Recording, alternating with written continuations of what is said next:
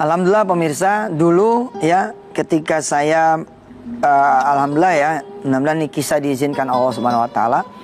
Ketika saya belajar tentang sholat duha, itu saya tuh kayak megang kunci pintu rezeki beneran itu loh. Nah, orang kan kalau dikasih tahu sesuatu angin lalu tuh ya, kayak penting nggak penting, perlu nggak perlu. Kalau saya alhamdulillah, kalau saya lama kayak kesannya kayak, tapi nggak apa-apa lah namanya ngajar kan. Saya alhamdulillah ketika dapat informasi duha itu membuka pintu rezeki, itu saya gembiranya tuh seperti orang yang dapat kunci rezeki beneran, pintunya ada gitu, seperti itu. Lihat itu kan, siapa yang salat duha 4 rakaat, akfika akhirahu, Allah akan anterin rezekinya di siang hari. Jadi ente pada sholat duha itu 4 rakaat, nanti Allah antar rezekinya. Saya tuh apa ya, senang gitu loh, karena pada saat saya mendengar membaca hadis ini, itu lagi jobless gitu, jobless ya, lagi nggak punya kerjaan dan moneyless, agak punya duit. Lah orang yang nyari duit aja susah ya kan. Harusnya kan bagaimana lagi orang yang nggak mencari. Makanya ketika saya nggak mencari, nggak punya kerjaan, nggak punya usaha, lalu ketemu nih kalimat ini, sholat deh 4 rakaat, nanti Allah akan anterin rezekinya. Saya bismillah pemirsa, bismillah ya, atas izin Allah nih cerita. Tahun berapa ya, 99 Pak kalau nggak salah, saya gelar sejadah. Saya bilang sama Allah begini, ya Allah, bener nih kalau sholat 4 rakaat bakalan diantar rezeki. Mau nyari aja nggak ketemu, masa? Tapi kalau nggak percaya, ya berarti saya nggak beriman dong. Bismillah dah, saya mau percaya. Saya mau sholat nih 4 rakaat ya Allah.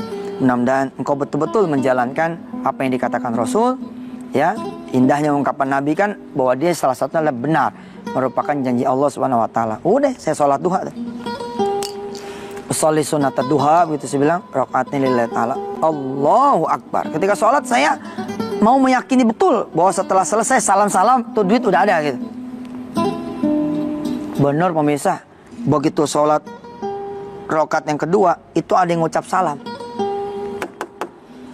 Assalamualaikum. Ini saya lagi sholat nih, baru 2 rakaat nih, rakaat yang kedua. Dalam hati saya begini, wah iya nih, bener nih, baru 2 rakaat udah ada yang ngucap salam nih. Berarti nih hadis benar nih, kalau selesai 4 jadi ini duit nih. Wah pemirsa yang mendengar cerita ini, ya ini saya nih khusyuk apa enggak disebutnya? Kan lagi sholat nih, ada yang datang, lalu saya mengingat janji Allah dan Rasulnya nih, bakalan diantar nih kalau sholat 4 rakaat. Ini kira-kira khusyuk apa enggak? Pemirsa pasti jawab enggak khusyuk. Kalau saya lain. Kalau saya mengatakan inilah khusyuk, karena masih inline, masih segaris, senapas, sejalan, ya. Kalau saudara-saudara mengatakan khusyuk itu nggak ingat apa-apa, ente perlu tahu, kalau nggak ingat apa-apa, itu namanya pingsan. Kalau ente nggak dengar apa-apa, itu namanya budak, ya kan? Nah kalau kita kan, kita emang orang biasa deh, iya nggak? Masih dengar. Orang Rasulullah aja ketika beliau itu sujud, ada Hasan Husain naik ke dia punya punggung, tahu kan? Ketika Rasulullah ngedengar ada yang nangis di belakang seorang anak, lalu Rasulullah mempercepat sholatnya, tahu kan? Dan tidak berkurang tuh kekhusyuannya. Maka saya ketika ada yang salam, Assalamualaikum, terus saya bilang, dia nih, ini duit nih, mudah-mudahan deh bener, aneh cepetin sholatnya. Rakaat 2 yang pertama aneh percepat sholatnya. Kemudian begitu salam-salam, aneh mau bangun nih, Assalamualaikum, aneh jawab Waalaikumsalam gitu. Aneh mau bangun, aneh inget, aneh sholatnya kan baru 2, Rasulullah bilang 4, ya udah, aneh bilang deh, tunggu ya, tanggung nih baru 2. Terus yang mana bilang, ditunggu. Ya, saya sholat lagi tuh 2 rakaat. Saya sholat 2 rakaat, begitu selesai saya bilang sama Allah, ya Allah, kalau emang ini rezeki saya, insya Allah saya makin mantep nih sholat duhanya. Dah selesai salam, saya temuin tamu. Alhamdulillah loh, ternyata orang nyasar. Ampun ya Allah. Waktu itu saya kan belum masuk TV, orang belum kenal muka saya. Ya Mas, ada apa? Ini betul rumahnya Herman Salim. Ya, saya bilang. Waktu itu rumahnya Herman Salim di sini, rumah saya di sini. Kita dipisahin sama gang, lalu ada kali di sini. Gang lagi ke sini. Saya lemes tuh.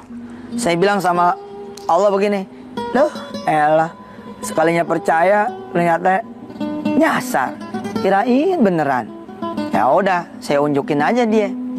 Ya, saya unjukin dia rumahnya Herman Salim tuh di mana. Tapi ternyata Masya Allah, Allah emang gak pernah ada bohongnya. I don't ever slow up, no I don't take shit. I got no love for the fakeness. If you wanna play tough and wanna hate this, I'll always show up. I don't ever slow up, no I don't take shit. I got no love for the fakeness. If you wanna play tough and wanna hate this, I'll always show up and make a statement. I don't ever slow up, no I don't take shit. I got no love for the fakeness. If you wanna play tough and wanna hate this, I'll always show up and make a statement. Everything I do so instinctive and so passionate. Every word I move so descriptive like an adjective. I got a vendetta against people who patented being negative when you should be getting after it.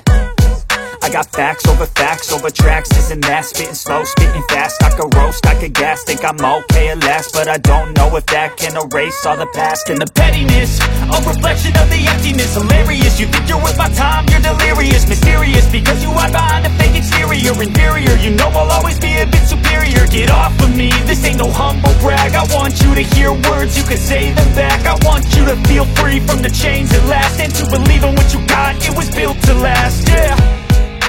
Now that I've been put through hell, I never got anyone's help. I had to do it all myself.